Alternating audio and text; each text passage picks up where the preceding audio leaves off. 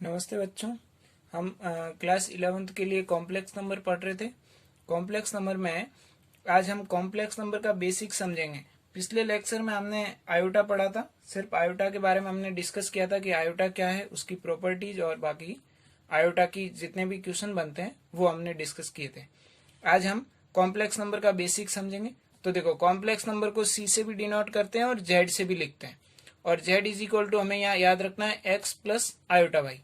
ये फॉर्म है, इसी फॉर्म में हमेशा लिखें। ऐसी फॉर्म में लिखी हुई नंबर हमेशा क्या होगी, आपकी कॉम्प्लेक्स नंबर होगी।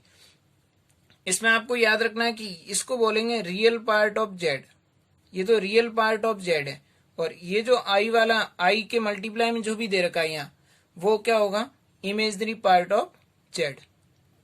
इमेजनरी पार्ट ऑफ जेड और रियल पार्ट ऑफ जेड। इसको इमेजनरी पार्ट इसलिए बोलते हैं क्योंकि इसके साथ आयोटा है। आप जानते हैं आयोटा की वैल्यू कितनी होती है, अंडर रूट में -1।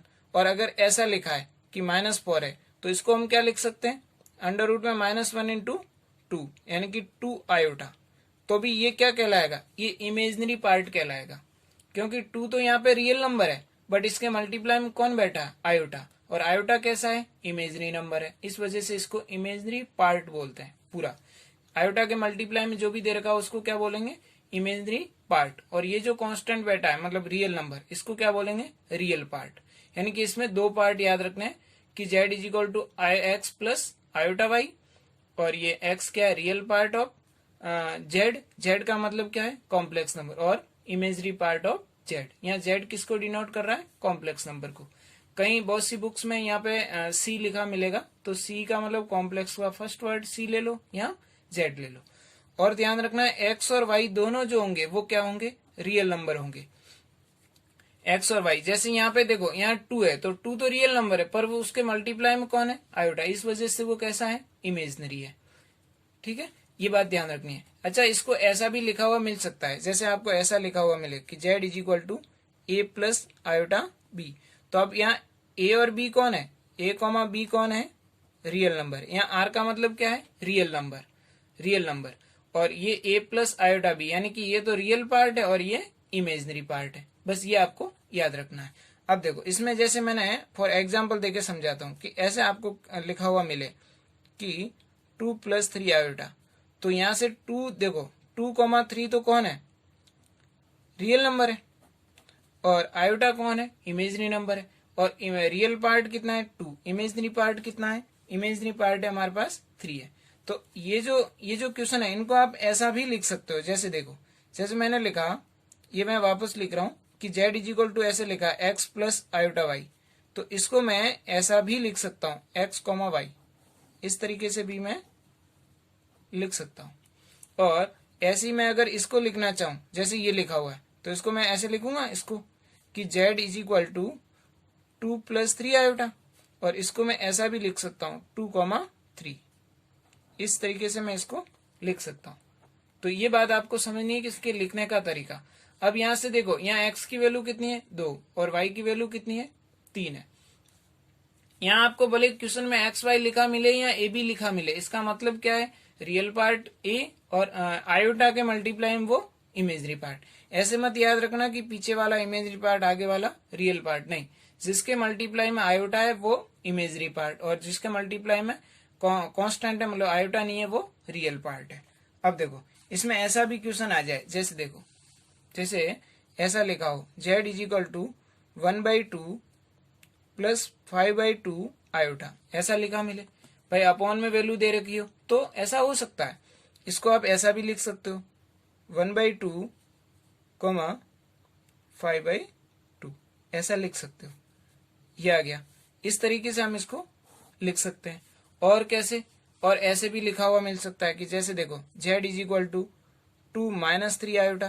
तो ये रियल पार्ट, ये इमेजनरी पार्ट, यानी कि नेगेटिव साइन आ सकता है बीच में, कोई प्रॉब्लम नहीं है। ऐसा हो सकता है Z is equal to -2 + 3 iota, ऐसा भी हो सकता है, यानी कि ये नेगेटिव है ये पॉजिटिव है। यहाँ ऐसे भी हो सकता है, दोनों ही नेगेटिव हो, -2 - 3 आयोटा, ऐसे भी हो सकता है।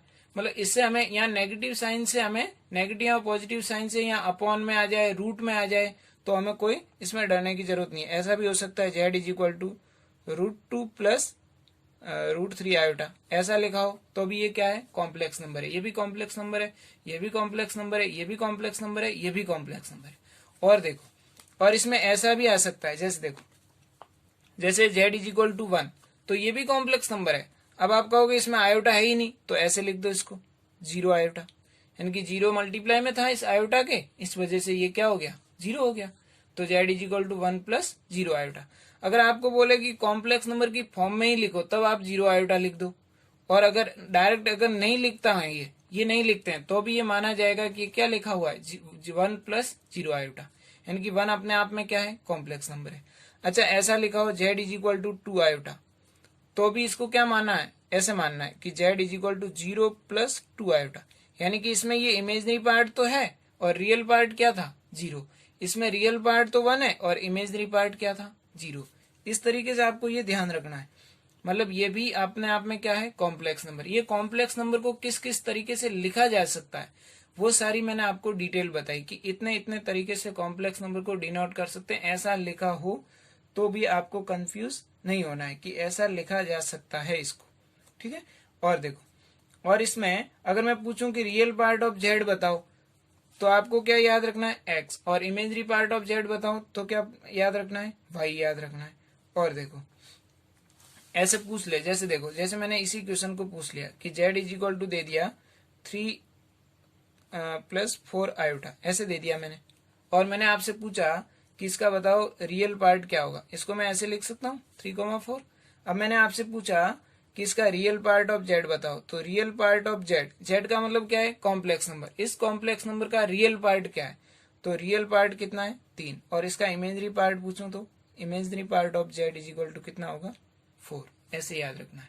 जैसे देखो, मैं एक और क्वेश्चन से समझाता हूँ। जैसे देखो, जैसे मैंने ऐसे लिख दिया z=1 + 5 आयोटा, 1 + 5 आयोटा। अब मैंने पूछा कि रियल पार्ट ऑफ जेड बताओ, रियल पार्ट ऑफ जेड कितना होगा, 1, और इमेजरी पार्ट ऑफ जेड पूछूं तो कितना आ जाएगा, 5। यानी कि यहाँ आयोटा नहीं लिखना, हमें आयोटा का मल्टीप्लाई लिखना है कि आयोटा के मल्टीप्लाई में क्या है। जैसे देखो, जैसे अभी मैंने ये बताया था, ऐसे ही ये देखो, दोबारा लिखता हूँ।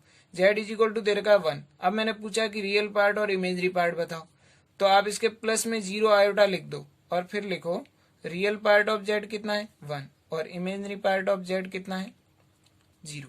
ऐसे याद रखना है आपको। इस तरीके से आप इनको लिख के, आपको क्वेश्चन में अगर पूछते हैं तो इस तरीके से आपको इसको सॉल्व करना है। अब देखो, अब मैं आपको इसमें और किस टाइप से क्वेश्चन बनते हैं उन चीजों को मैं बताता हूँ। तो जैसे देखो, जैसे हमारे पास इसमें एक चीज पूछते हैं कि इसका कॉन्जुगेट बताओ, तो कॉन्जुगेट को कैसे सॉल्व करते हैं, तो हम आगे कॉन्जुगेट को पढ़ते हैं।